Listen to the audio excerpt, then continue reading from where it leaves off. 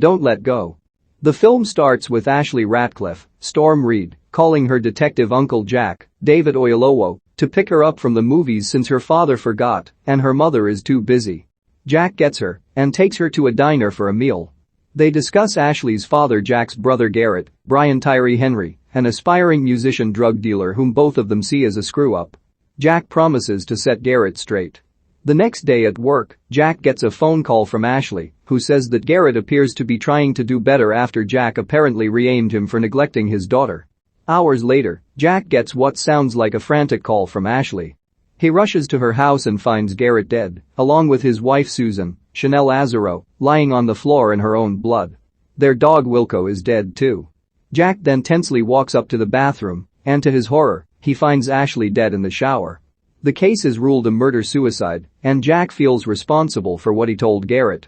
Jack is supported by his partner Bobby, Mykelti Williamson. 2 weeks later, Jack is still shaken from the scene. He then receives a strange phone call coming from Ashley's phone.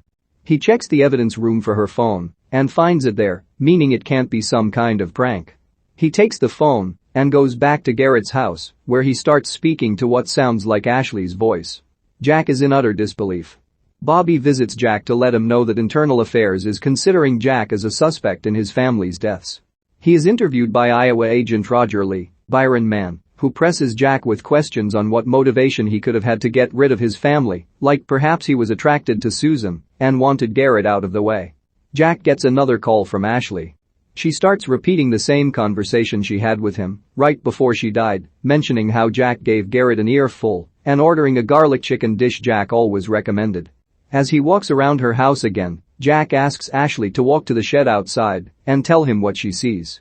She mentions a spray paint can, and he tells her to paint a big red X on the shed's doors.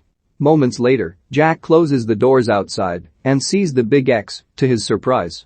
Jack soon realizes that Ashley is calling him from 2 weeks in the past, days before her murder. He then hears Ashley saying she sees her father talking to someone that pulled up in a white car. Jack tells Ashley to try and make out the license plate, but she can't. At work, Jack starts to obsessively go over the case files and crime scene photos to try and find some kind of clue as to how to prevent his family's deaths. This brings the attention of his boss, Alfred Molina, who is growing concerned with Jack's behavior and suggests that he try to move on. Meanwhile in the past, Ashley tries to look into what her father is involved with per Jack's requests. She gets him the name Georgie. Jack brings it up to Howard, who says that Georgie is a mysterious crime figure that has evaded capture for a long time.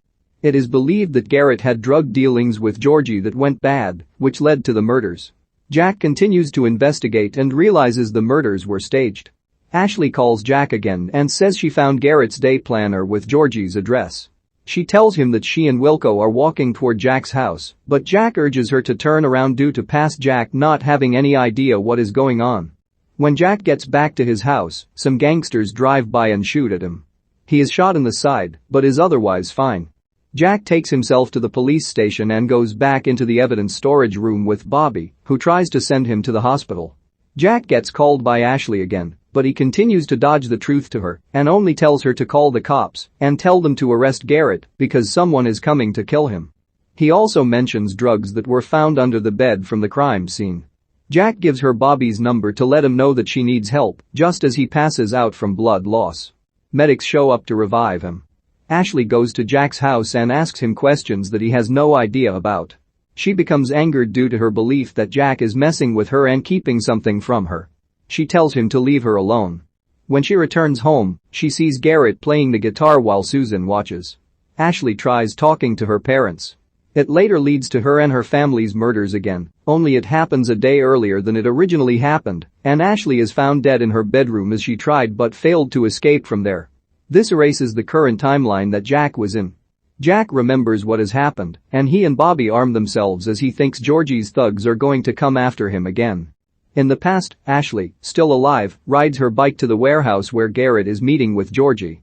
She is spotted and then flees on her bike while being followed by a man.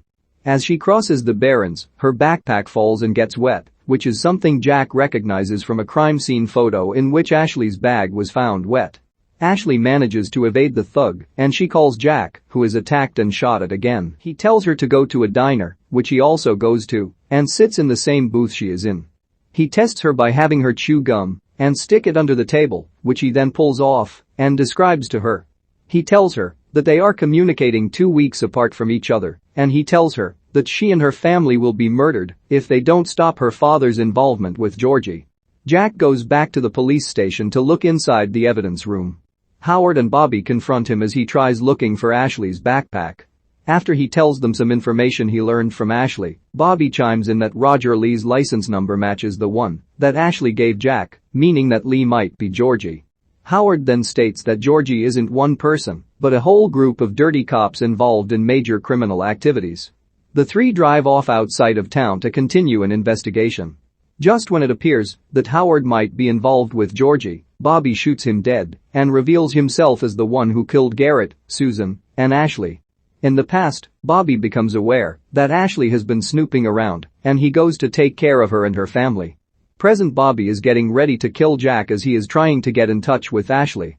Garrett tries reasoning with Bobby as it becomes clear that the two were involved in the drug trade, but Bobby shoots him in the face before killing Wilco and then going after Susan and Ashley.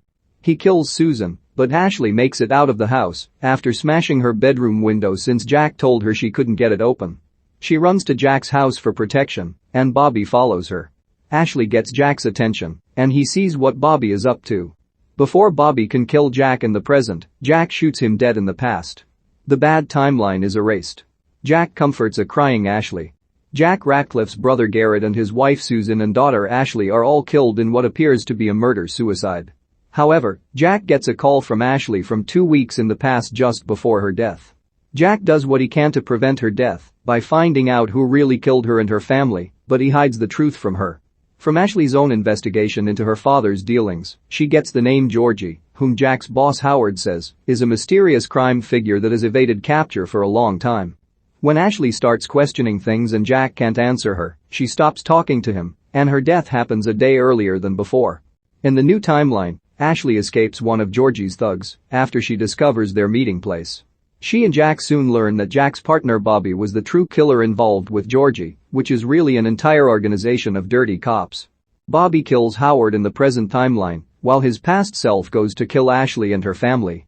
He kills her parents, but she escapes and runs to Jack's house. Just before Bobby kills Jack in the present, Jack kills him in the past, which erases the bad timeline and prevents Ashley's death. Now that she is orphaned, Jack is most likely going to look after Ashley.